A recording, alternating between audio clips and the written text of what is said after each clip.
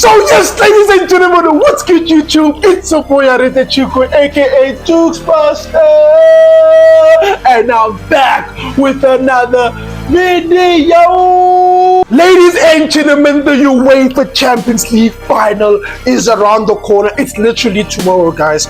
Who's gonna win between Paris Saint-Germain and Inter Milan? But Moussa Dembele versus Martinez, guys. It's going down. It's going down, ladies and gentlemen. Moussa Dembele has been on form in the Champions League. Martinez has been on serious form, guys. I've never seen Martinez cook like this, bro.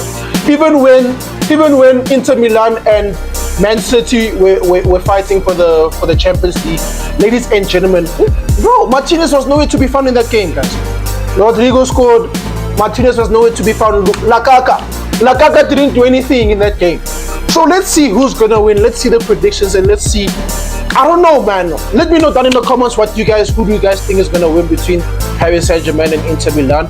But it's going down. Two teams remain that each had a difficult run to get to this point, but are thoroughly deserving of making it to the final in Munich. You know, a lot of people didn't expect this final, this matchup. I didn't check all of the videos of predictions, etc., but I saw most people didn't agree with me that PSG and Inter would make it past Arsenal and Barcelona. But you guys let me know. I genuinely thought Barcelona was going to win, guys. Swear down. Lamine Yamal. Bro, problem. I swear, I thought Barcelona was going to make the Champions League final. They were cooking. They were cooking. And what they did to Real Madrid, in La Liga just shows how good Barcelona is. Who else predicted that? Because I'm very curious. But even if people didn't predict that, it doesn't mean they didn't want to see it, right? This should be a great final. Two excellent managers, very different styles, two serial winning teams in the last 5 years, well, over a decade for PSG, of course, but also two teams that have both made and lost the final in the last 5 years. Just like the semifinals, honestly, you could talk me into believing either side will take this one. That's how close I think it could be. So let's get into why I think that. And remember, guys, this is just my opinion. It's not what I want to happen, just a guess as to what could happen, okay? Honestly, this one stings a little to have to choose, as I've enjoyed watching both of these teams over the last few years for very differing reasons. All right, let's go into that. First of all, both of these sides, they've had very difficult paths to get here, which is part of the beauty of the new format in general, right? Because you get pot 1 teams playing against pot 1 teams, something we didn't see in the past in the Champions League. Inter had some strong teams in the league phase, starting with a draw away to City, who at the time, you got to remember, we didn't know that they would have such a brutal shit show implosion of a season. They still had Rodri at the time, right? They beat Arsenal as well and lost to Leverkusen. The rest were expected wins. PSG, on the other hand, had a horrible start to the season. I predicted back in September that they would make the final, and I thought it was yet another embarrassing call. Turned out to be right. Also had Sporting as the dark horses, but that was before Amorim left. But anyway, 3 losses in their opening 5 matches, 1 win, which was against Girona, thanks to a strange goal. It was really rough at the beginning.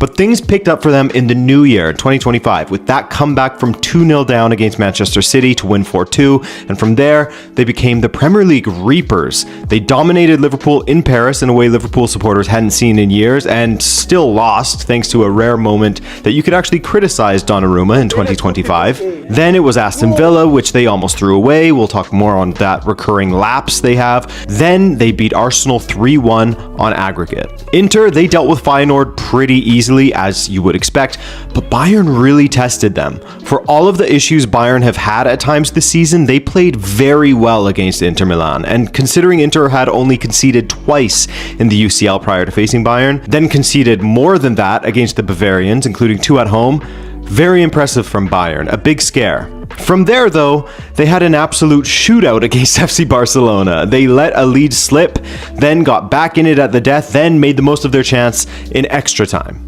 For Inter, while they had sloppy moments against Barcelona, here's the first area where I see a difference between the two.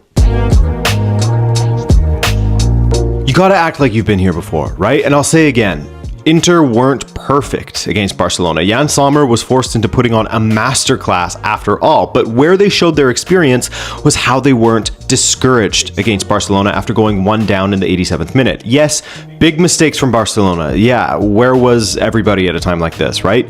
But it wasn't just the maturity that was impressive, but how they actually took their chances. They had about half of the shots as Barcelona, but were far more efficient with them. With PSG, they will create a ton of chances as well. They will dominate the game for long stretches, but they don't have a killer in the front line. Well, that's not necessarily fair. Bro, I'm not saying, bro, Moussa Dembele has been on an insane run, man. But PSG, bro, they lack a striker. Like, they don't have a main striker, bro. They don't have a Harry Kane. If PSG had a Harry Kane, I'm telling you, bro, PSG is cooking Inter Milan right now. Clean.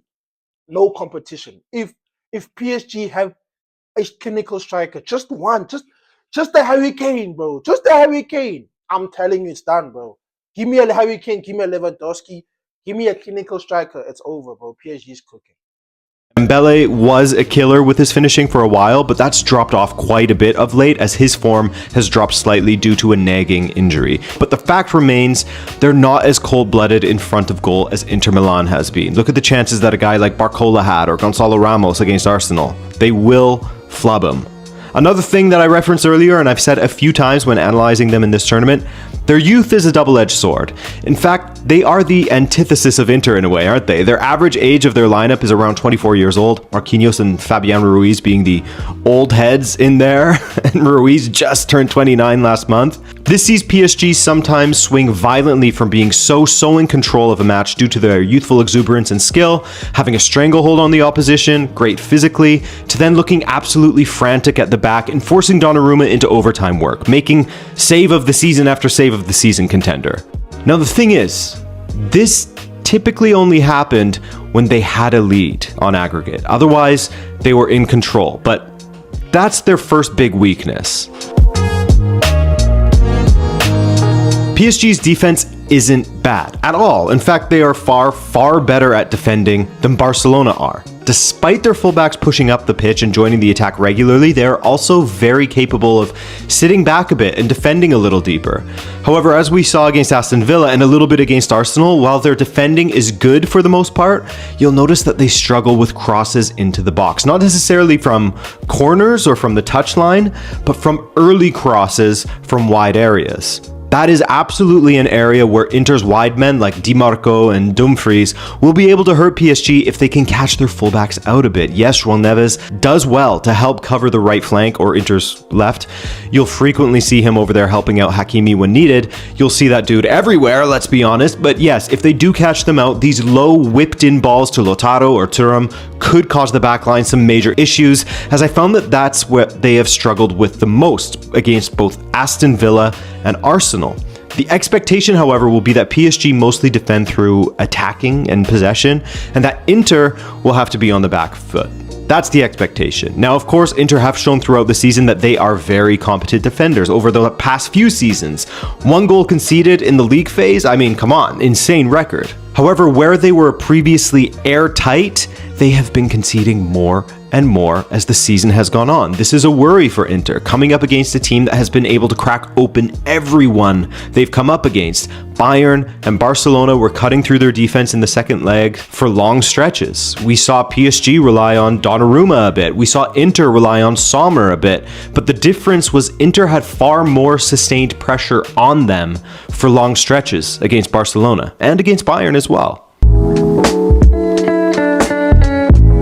And so let's get into that, as defense and attack are related when analyzing these two teams, right? So against Barcelona, it's not that Rafinha wasn't a threat, because when it came to the final third and finishing chances, he was and always is, right? That's where he's the most dangerous this season.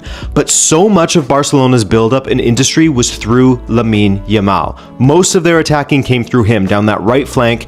He was both creating for his teammates and himself, and so Dumfries didn't have to defend as much against Rafinha as maybe he thought he would. He had that license to play a little bit higher up.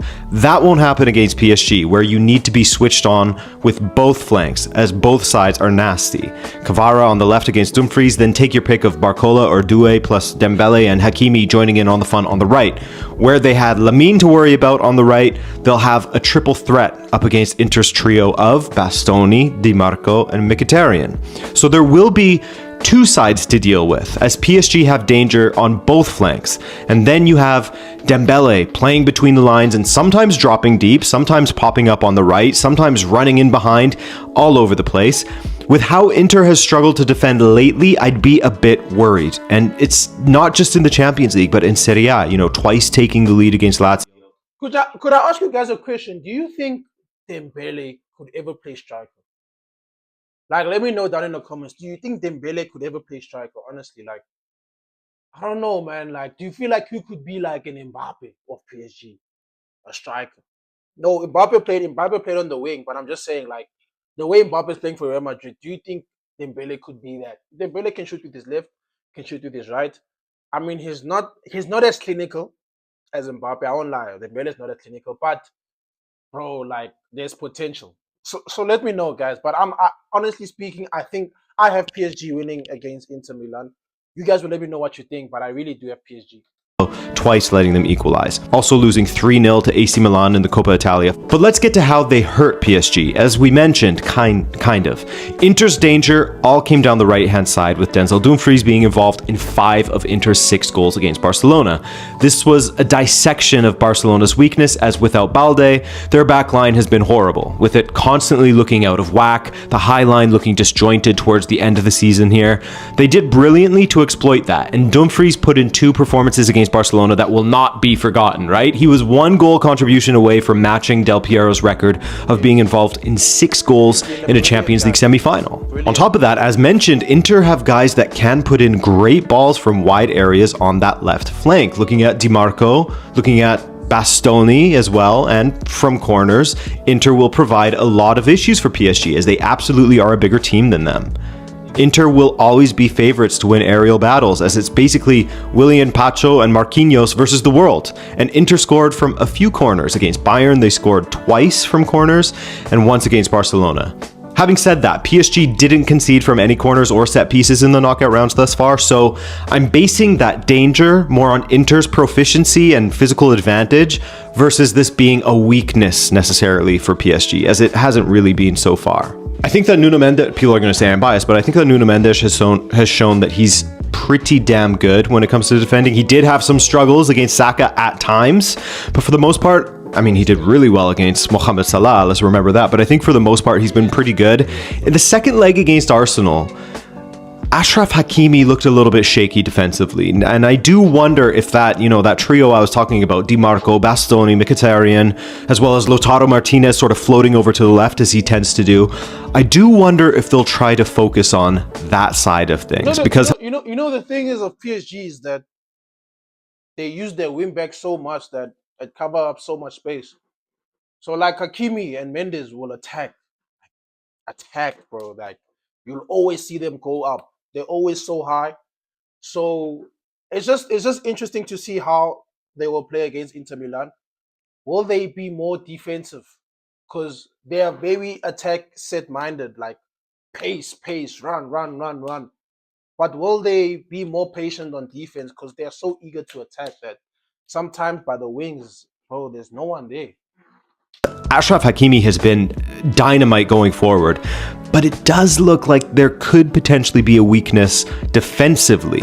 And in mentioning him, also, obviously, Inter have a very special player in the attack in Lautaro Martinez, someone who can... My boy, Martinez! I'm telling you, Martinez has been cooking. I don't know what he was eating. I don't know what Messi fed him, but Martinez has been cooking. Will he cook against PSG? We'll find out, but my goodness, he's on fire, bro. I wouldn't be surprised if he scored a goal against PSG. Finish off chances that your average player can't, and who has a great partnership with Thuram. Both of them have looked a bit spent lately. Martinez was playing through the pain against Barcelona, and at the time of recording this, it does seem he is focusing on returning for the final against PSG. He may feature in tomorrow's match against Como. That's a big match. Can't wait to see that. But he hasn't played since Barcelona. So, what do you make of all of this? For me, the less fancied team is probably Inter, given how leaky they have been in recent weeks and how key players have been drained physically, such as Barella and Lautaro. When they needed big performances in the Champions League, they got them. When they needed them in Serie A and the Coppa Italia, they didn't get them. But that's another thing. The midfield battle will be fascinating, won't it? The experience of Mkhitaryan, Çalhanoğlu, and the skill of Barella versus a very press-resistant Vitinha and João Neves, a guy who pops up everywhere. Really looking forward to that, plus Fabian Ruiz. Looking forward to that battle just as I was looking forward to Barcelona's midfield against Inter's, and that was fun to watch. But anyway, you talk about experience in big games like this, and PSG haven't been here before. You can't say they have, as the lone representative from the 2020 final is Marquinhos. Kimpembe is still a part of PSG technically, but it feels mostly like in spirit these days as he's eternally injured, the poor guy. Just an absolute nightmare. On the other side of the coin, Inter Milan's starting 11 from 2 years ago against Manchester City is virtually the same as it is now. Swap out Dzeko for Thuram, swap out Brozovic for Mkhitaryan, and Onana for Sommer. But otherwise, it's the same group of guys. So yeah, they say that you have to lose one in order to win one. Both have lost one. But this is a completely different PSG side. So it's a point to Inter as far as living that experience already, and just in general, being far more experienced. I think that Inter will definitely score from a corner or from one of those whipped in balls from the wide areas. But I do think PSG will score more, as their attack is just irresistible at the moment. I don't see it being a blowout at all, something close to a 2-1 win for PSG, going 2-0 up, something like that. But I do see PSG taking advantage of Inter's creaky defense of late. I just think that without that obvious deficiency, as Barcelona had on their left side and Inter exploited greatly, I think that defensively, Luis Enrique organizes this PSG team really, really well. And given how potent they are in the attack and how Inter have been struggling defensively at times this season, it tips the scales in PSG's favor. Now, regardless of what happens, I just hope for a good final. Finals often suck, but hopefully this final will mirror the rest of the competition as far as, the drama and the goals have been concerned. That is my big wish. But guys, that's just my take on things. Drop all of your thoughts below, and hey, enjoy. Ladies and gentlemen, let me know your predictions. I got PSG. I got PSG. I got PSG. I got PSG. So let me know your predictions. I'll see you guys in the next episode. Take care and peace.